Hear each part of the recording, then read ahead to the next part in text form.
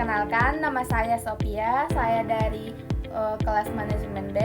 Kami akan mempresentasikan hasil diskusi kami melalui video yang berjudul Ketahanan Pangan di Simalingkar B. Semoga bermanfaat untuk kita semuanya. Hai, perkenalkan nama saya Fitriani Lubis dengan NPM 23010032, manajemen kelas B. Di sini saya akan memaparkan sedikit tentang paper kami yang berjudul dengan Ketahanan Pangan di Simalingkar B. Assalamualaikum warahmatullahi wabarakatuh. Perkenalkan, nama saya Sophia dengan NPM 23010190. Saya akan menjelaskan tentang perkembangan Sumatranomics dan isinya. Nah, dengan judul Penguatan Sistem Ketahanan Pangan untuk Peningkatan Kesejahteraan Ekonomi Masyarakat Simalingkar B, Medan Tuntungan, Sumatera Utara dengan pendekatan participatory development. Nah, di sini saya akan menjelaskan tentang dalam pendekatan fundamental masyarakat, tidak hanya menerima program yang telah dirancang oleh pihak luar, tetapi terlibat dalam aktif mengidentifikasi masalah, merumuskan solusi, dan mengambil keputusan. Dan masyarakat juga memiliki suara didengar dan diperhitungkan dalam setiap tahapan pembangunan partisipasi dimulai dari tingkat gross, ID, gagasan, dan inisiatif muncul dari masyarakat lokal. Masyarakat lokal ini berdasarkan kebutuhan dan potensi yang akan dipahami dengan fokus dan pada pengembangan kemampuan dan keterampilan masyarakat lokal agar mereka dapat mengelola pembangunan secara mandiri. Di sini saya akan menjelaskan tentang kondisi ketahanan pangan pada Desa Simalingkar B, Kecamatan Pancur Batu, Kabupaten Deli Serdang, Provinsi Sumatera Utara. Nah, wilayah ini memiliki karakteristik sebagai periurban yang berada di kawasan metropolitan Medan karena geografis yang beragam antara dataran rendah dan perbukitan. Namun, di tingkat desa seperti Simalingkar B ini, pangan lokal kemungkinan masih terbatas dan bergantung pada produktivitas lahan yang masih terbatas, konversi lahan pertanian yang menjadi permukiman karena banyaknya masyarakat, ketergantungan pada nasional pasokan dari luar. Nah, sebagai daerah periurban, Simalingkar B menghadapi tekanan konversi lahan pertanian karena menjadi permukiman di kawasan industri yang berdampak pada penurunan produksi pangan lokal. Keterbatasan produksi lokal menyebabkan ketergantungan tinggi pada pasokan pangan dari luar. Ini berpotensi menimbulkan kerentanan terhadap fluktuasi harga dan gangguan distribusi. Variasi tingkat pendapatan masyarakat mempengaruhi kemampuan akses terhadap pangan yang bergizi dan berkualitas sumber daya lokal. Nah, karakteristik konsumsi di Simalingkar B. Yang pertama itu karena ketergantungan berasnya. Seperti umumnya, masyarakat Indonesia konsumsi karbohidrat yang berdomisili itu beras dengan skor PPH, yaitu pola pangan harapan yang belum optimal. Yang kedua, protein hewan terbatas. Akses protein hewani seperti daging, telur, dan susu masih terbatas karena faktor ekonomi dan ketersediaannya. Nah, yang ketiga, konsumsi sayuran relatif baik karena potensi kebun pekarangan namun masih kurang beragam. Ketiga itu buah-buahan, konsumsi buah masih rendah, terutama buah-buahan yang kaya vitamin C karena pekarangan rumah akan dibikin dengan perkebunan. Nah, di sini kondisi ekonomi masyarakat di tingkat pendapatannya di daerah Simalingkar B. Yang pertama itu pendapatan rata-ratanya berkisar dari 2,8 juta per bulan, yaitu untuk per kakak. Yang kedua, distribusi pendapatannya dari 38% pendapatan kurang lebih 2,5 juta, kategori rendah 47% kurang lebih 2,5 sampai 4 juta, kategori menengah, dan 15% berpendapatan kategori tinggi. Nah, mata pencaharian utama di daerah ini yaitu sektor informal, 52% yaitu pedagang kecil, ojek, dan buruh harian. Yang kedua, sektor informal, 28% pengawasan seperti swasta dan PNS. Yang ketiga seperti peternakan dan pertanian, 12% seperti petani sayur, peternak, dan ayam kecil berkala. Yang ketiga, yang keempat yaitu wirausaha, 8% seperti pekerjanya warung makan, bengkel, dan jahit. Nah, di sini kami mengambil sampel dari data BPS Statistik Ketahanan Pangan untuk Simalingkar B. 142 total KK dengan responden 23%, tingkat pendapatan 20%, ketergantungan eksternal, dan 78% keberlanjutan program.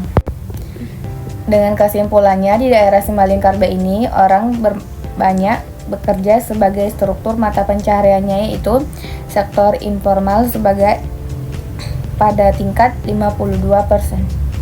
Nah, metodologi penelitian pada daerah Simalingkar B ini ada lokasi dan waktu penelitian ini akan dilaksanakan di Kelurahan Simalingkar B, Kecamatan Medan Tuntungan, Kota Medan.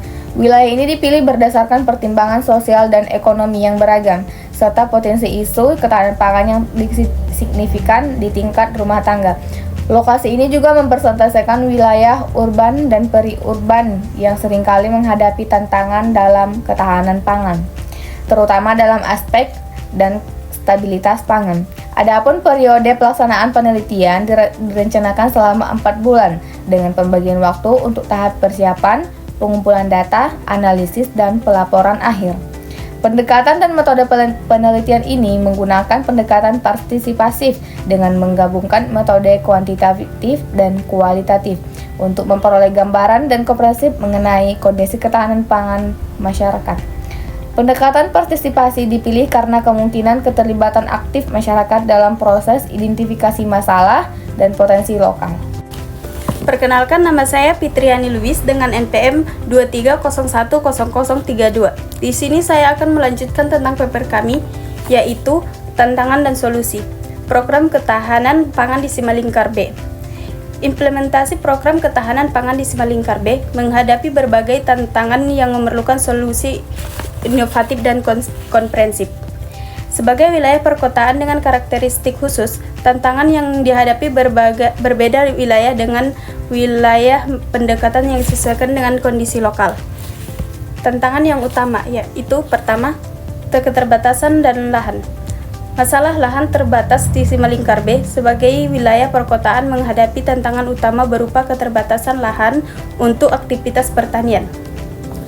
Yang kedua, keterbatasan sumber daya, yaitu akses air dan sistem irigasi. Ketersediaan air bersih untuk kegiatan pertanian menjadi kendala serius, terutama pada musim kemarau. Yang ketiga, tantangan teknis dan teknologi. Keterbatasan pengetahuan dan keterampilan. Banyak masyarakat yang belum memiliki pengetahuan dan keterampilan tentang memadai dalam teknologi pertanian modern. Yang keempat, tantangan ekonomi dan pasar. Akses permodalan. Keterbatasan akses terhadap modal usaha, terutama untuk investasi awal dalam teknologi dan infrastruktur. Yang kelima, tantangan sosial dan kelembagaan. Lemahnya koordinasi antara berbagai pihak yang terlibat dalam program ketahanan pangan, mulai dari pemerintah, kelurahan, dinas terkait, lembaga pendidikan, hingga masyarakat. Yaitu solusi komprehensif yang pertama, optimalisasi penggunaan lahan, vertical farming dan multi-story agriculture. Mengembangkan sistem pertanian vertikal yang dapat memaksimalkan produksi dalam ruang terbatas. Implementasi teknologi greenhouse bertingkat pada sistem hidroponik vertikal yang dapat meningkatkan produktivitas lahan hingga 10-15 kali lipat. Yang kedua, pengembangan infrastruktur dan teknologi. Sistem water harvesting dan recirculation, mengembangkan sistem pembuangan air hujan dan sistem resikulasi air yang mengurangi ketergantungan pada air pump.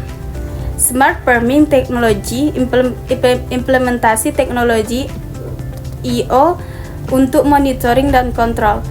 Mobile processing unit, mengembangkan untuk pengelolaan pangan bergerak dapat melayani beberapa area produksi. Yang ketiga, penguatan kapasitas dan pendidikan. Mengembangkan program pelatihan berjenjang yang mencakup basic knowledge dengan memanfaatkan fasilitas penelitian yang ada di wilayah ini.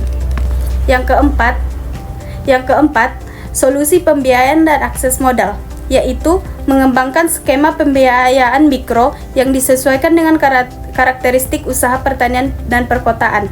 Model koperasi dapat mengurangi biaya modal dan meningkatkan akses terhadap input produksi. Replikasi dan berkelanjutan, yaitu program ketahanan pangan di Simalingkar B. Program di Simalingkar B telah menunjukkan hasil yang mengembirakan dan memiliki potensi pasar untuk direplikasikan ke wilayah lain serta dikembangkan secara berkelanjutan. Keberhasilan program ini tidak hanya terletak pada peningkatan produksi pangan lokal, tetapi juga pemberdayaan masyarakat, penguatan ekonomi yang dapat menjadi model untuk pengembangan ketahanan pangan di perkotaan Indonesia.